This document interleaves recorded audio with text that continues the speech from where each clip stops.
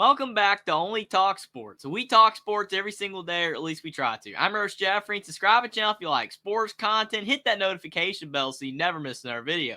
Now, the Week 2 AP Top 25 poll in college football has just been dropped. It is out on a Tuesday afternoon. Normally, this is out on Sunday, but because of the Labor Day game, and it was an awesome game indeed, it has been pushed back to Tuesday, but it's finally out, and we're going to be going over whether there's any surprise in what I think in general of this Week 2 AP Top 25 poll. Now, the Georgia Bulldogs, to no one's surprise, is still the number one team. They've got 58 of the first place votes. They should be ranked number one. They did their job beating UT Martin in week 1 by tons of points, and I'm sure that they're going to be able to easily beat their week 2 opponent Ball State as well. So they're going to stay at the number one spot until they finally get tested and potentially lose. And at number 2, you got the Michigan Wolverines, and it's the same deal. They beat the ECU Pirates fairly easily. They didn't steamroll the Pirates, but it was still a fairly lopsided win. Even with Jim Harbaugh not coaching, they have 2 first place votes, but Georgia is definitely the clear number 1, but Michigan's still hanging around at that number 2 spot. Alabama's at number 3, and interestingly enough, they do not have a first place vote,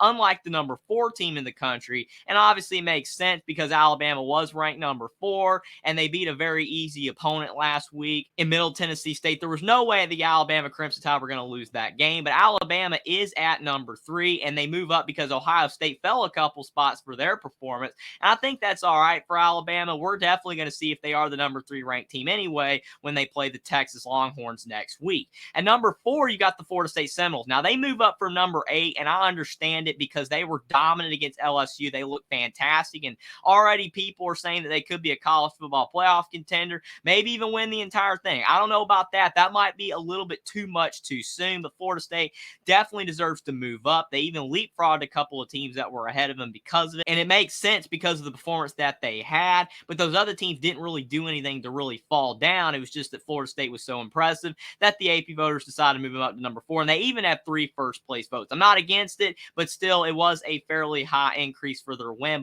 but I do get it to an extent. Ohio State falls to number 5, and I know why they fell 2 spots because their performance against Indiana was not that impressive, but they did their job. They got out of there with an easy win, winning 23-3. It wasn't a close game, even though that the score would suggest otherwise. Ohio State just plotted through that game, kept Indiana at bay, and won that game fairly easily. Their defense was really solid. I don't think Ohio State falling to 5 is necessarily wrong because of what Florida State did in week 1 and the way Bama played as well, but I also can see an argument for why they could have stayed at number 3 because they didn't really do anything wrong, but I guess the performance against Indiana wasn't impressive enough for the AP voters to keep them at 3.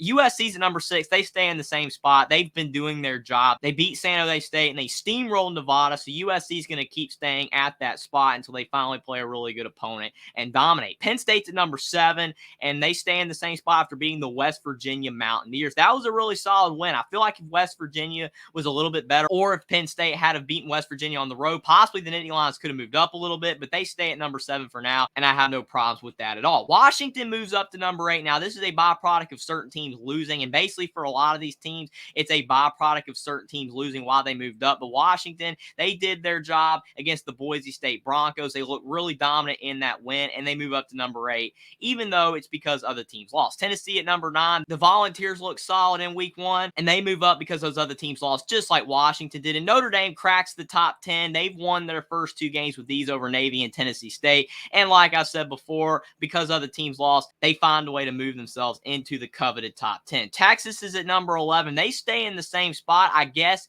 the AP voters did not see that their win over Rice was worthy to really move them up too many spots, but the Longhorns stay at number 11. Utah moves up to 12 after their win over Florida with a backup quarterback and the fact other teams lost. I guess the AP voters felt that the Utes deserved to move up. Oregon's at 13. They move up a couple spots. They beat Portland State, one of the worst FCS schools, by almost 70 points. That was a really dominant win, but we're going to really find out more about Oregon this week when they travel on the road to play Texas Tech. That's going to be a really solid game. LSU drops to number 14. One of the biggest fallers of the week. They fall from number 5 to number 14. I don't think it's completely unjustified. The way they played against Florida State, they really struggled in that game, especially late. They lost by 3 touchdowns. You can make an argument they maybe could have just fell to around 11 or 12, especially considering Florida State is now up to the number 4 team in the country. But I guess just the way that they look and the way these other teams play in the AP Top 25, falling to number 14 14 makes sense for LSU.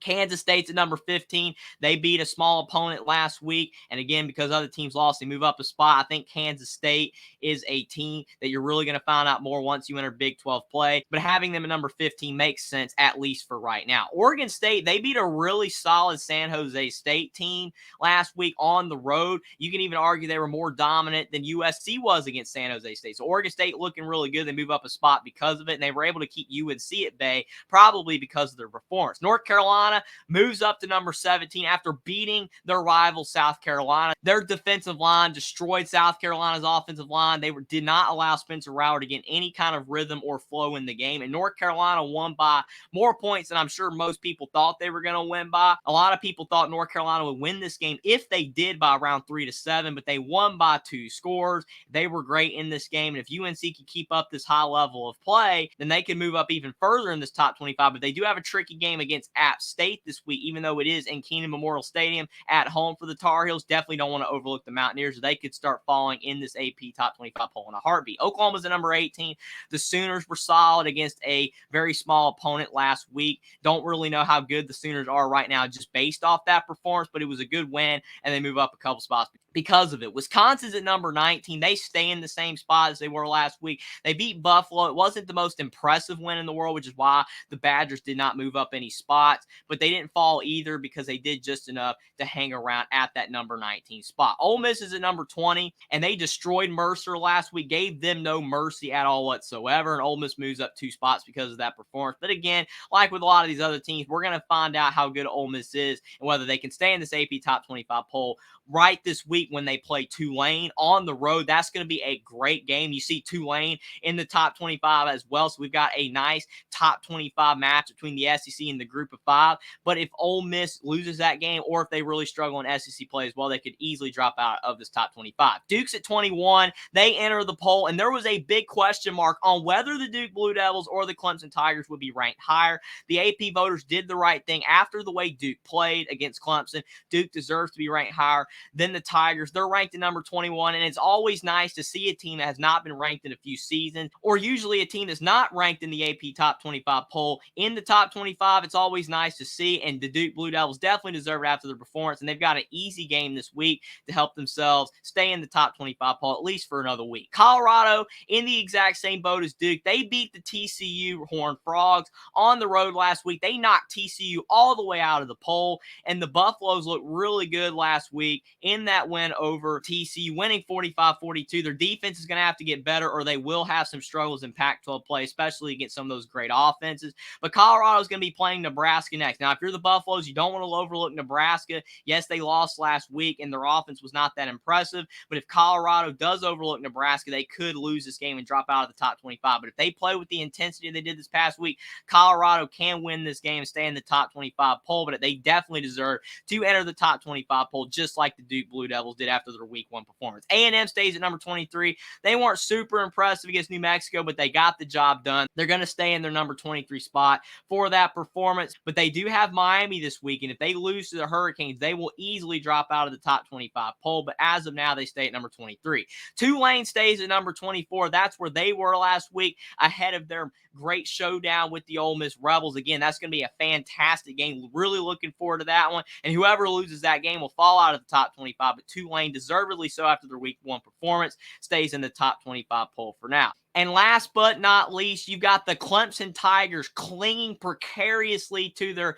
25th spot in the AP Top 25 poll. Clemson has not had a week where they've not been ranked in the AP poll for a long time. Dabo Swinney has had the Tigers be one of the most consistent teams in college football, up there with Alabama and Ohio State in college football. But Clemson at number 25 right now, they deserve to fall that far from number 9 last week because of their performance. Yes, if they had lost the game 28-27 to Duke, they wouldn't have fallen as far, and they could have easily lost that game 28-27 if they hadn't made all the mistakes that they did. But since they lost 28-7, optically, it was not a good loss at all whatsoever. And since Duke is not perennially a powerhouse, it made it look even worse. So Clemson right now at number 25, they've got an easy game coming up next week, and they should win that game. But if Clemson does slip up against some of the other opponents that they play coming up on their schedule, and they've actually got some sneaky good games on that schedule, then Clemson could find themselves out of the AP Top 25 poll for one of the first times in a long time. time. And then you've got in the others receiving votes as well. You've got teams like TCU that fell out of the top 25 for their loss last week to Colorado.